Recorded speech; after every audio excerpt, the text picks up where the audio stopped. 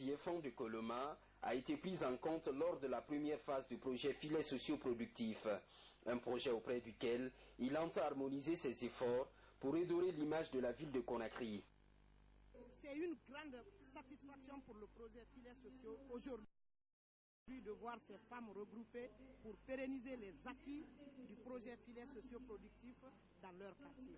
Et nous invitons d'abord les autres quartiers des 5 communes de Conakry de récupérer ces expériences de ce quartier pour les démultiplier à leur niveau.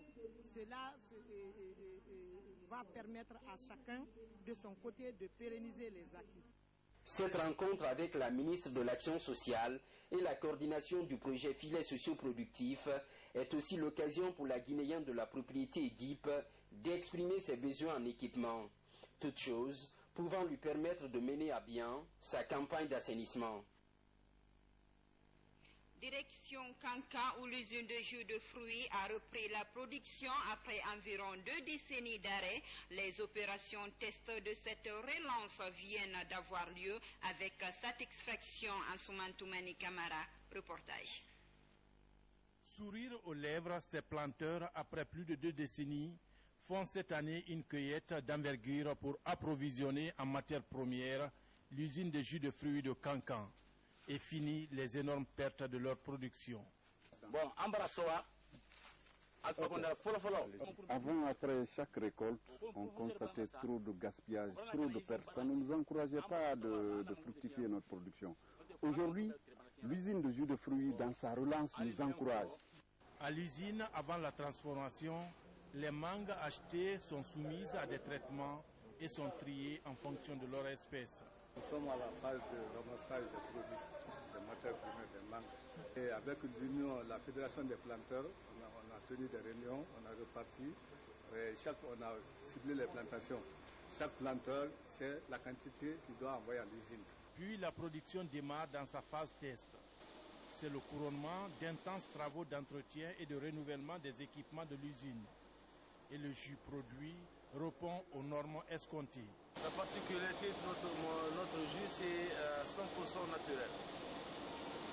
Juste, ça contient l'eau osmosée, plus sucre, plus maïs. L'innovation cette année, c'est que l'usine va fonctionner les 12 mois de l'année. Avant, c'était saisonnier. Les 3 mois de mangue, l'usine produisait et s'arrêtait. Et nous allons produire la mangue en concentré. Et nous allons mettre dans les sacs aseptifs qui peuvent être conservés durant 6 à 8 mois. La relance de l'usine de jus de fruits de Kankan comble aussi un grand vide dans la création d'emplois dans le pays.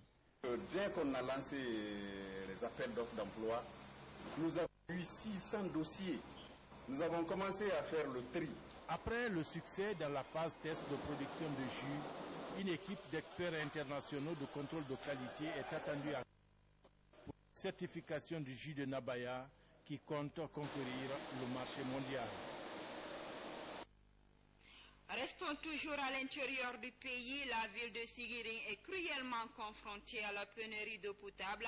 Pour barrer à cette situation, un artisan met son génie créateur en valeur. Il fabrique des fûts pour la conservation de l'eau potable. Notre reporter Aboubakar Sidiki Kamara est allé à sa rencontre. Suivez son reportage.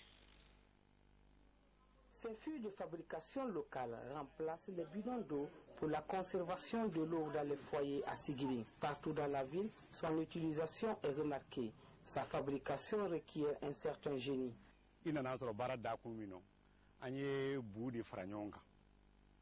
C'est un travail passionnant. Nous travaillons avec du sable et du ciment. Le séchage prend 3 ou 4 jours, puis nous livrons aux clients.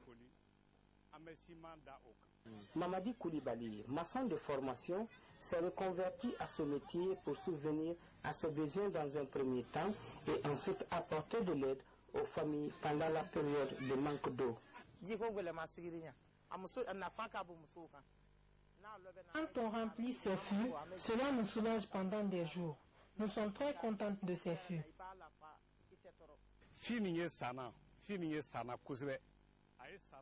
Les fûts se vendent très bien et les femmes nous commandent tous les jours.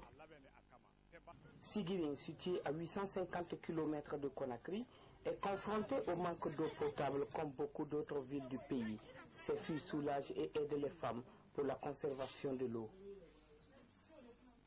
Culture à présent, Génari est une agence de production et de promotion des films africains présente en Guinée depuis quelque temps. Elle vient de présenter sa première production aux hommes de culture. Le compte-rendu est signé I.S. Blaki Touré.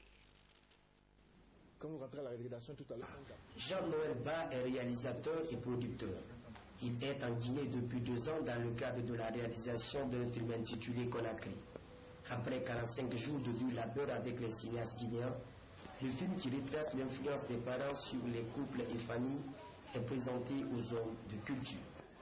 Moi je l'ai vu ici, je ne l'ai pas suffisamment à Abidjan, mais c'est quelque chose qui m'a fondamentalement marqué ici. J'ai vu que les familles sont très...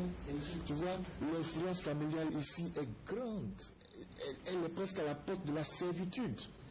Moi, j'ai vu des personnes avec qui j'ai échangé, des amis qui sont des jeunes fonctionnaires, qui font des petites choses et tout, qui n'a pas d'argent, qui a juste un boulot à faire, mais qui est obligé d'aller à des cérémonies, aller là, parce que s'il n'y va pas, c'est pas bon. La famille ne va pas comprendre. L'importance de ce film pour moi, non seulement ça montre la réalité guinéenne, mais aussi la réalité africaine. Il ne faut pas mettre le voile sur les sujets comme ça. Il faut essayer de dévoiler les choses pour que les gens puissent changer un peu. Et par rapport à ce film, aujourd'hui la Guinée est en train de transcender une phase. Et cette phase, c'est la phase de réussite dans le domaine cinématographique. Dans ce film long métrage, les principaux acteurs sont les Guinéens. Cette ambition de valoriser la culture guinéenne à travers ses acteurs est un pas franchi pour le ministre de la Culture. Et je suis heureux parce que nous sommes dans la ligne de la relance du cinéma guinéen.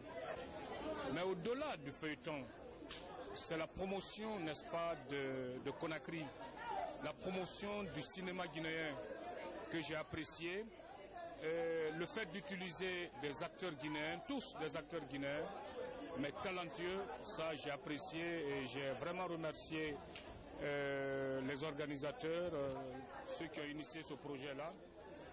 Je pense que c'est un projet qui doit être accompagné, appuyé. Cela dans le cadre de l'appui que nous apportons aux acteurs culturels non étatiques. Ce film Conakry est le tout premier de la structure Scénari, qui est une agence de production et de promotion des films africains. Sport pour terminer, le coup d'envoi du tournoi de football doté du trophée colonel Nabi Youssouf Bangoura, commandant du bataillon de génie militaire, a été donné ce week-end. L'association des jeunes guinéens pour un avenir meilleur et l'équipe de Dixine ont ouvert la compétition. C'est une initiative du mouvement Alpha doit rester. Sergent Omar Kamara. Ce match est le coup d'envoi du tournoi de football doté du trophée colonel Nabi Youssouf Bangoura Boston. Il est organisé par le mouvement Alpha doit rester. Son objectif est de soutenir les actions de développement du professeur Alpha Condé et accompagner les efforts du gouvernement guinéen dans la riposte contre Ebola et le renforcement du tissu social. Il met aux prises la formation de Dixine à l'association des jeunes de Guinée pour un avenir meilleur. Après une première mi-temps pleine de rebondissements, c'est la formation d'Azilan qui remporte la victoire sur un score d'1-0. La Guinée doit et est désormais prête à prendre pleinement sa place dans le concert des nations. En effet, notre pays possède une force considérable, sa jeunesse. Ce tournoi qui a mobilisé les autorités militaires et les membres du gouvernement a été marqué par un carnaval en présence de Adjanantou Chéri, coordinatrice du RPG provincial et le donateur du trophée. Le football rassemble tout le monde. Ce que je viens de voir, ça donne de l'espoir pour la jeunesse. Notre pays vit une nouvelle ère d'une démocratie que tous les acteurs au développement et les forces vives de la nation doivent le protéger jalousement. Car cette voie reste et demeure le seul chemin de l'espoir pour la Guinée. Cette compétition de soutien à la réélection du professeur Alpha Condé qui regroupe 8 équipes va se poursuivre jusqu'au lendemain de la fête de Ramadan ici au stadium de la rue 15 de Dixine. C'est la fin de ce journal à tous. Merci de l'avoir suivi. Restez fidèles au programme de la RTJ Boulbini. Dans un instant, vous serez avec une équipe de la rédaction dans l'émission Média Plus. Bonsoir.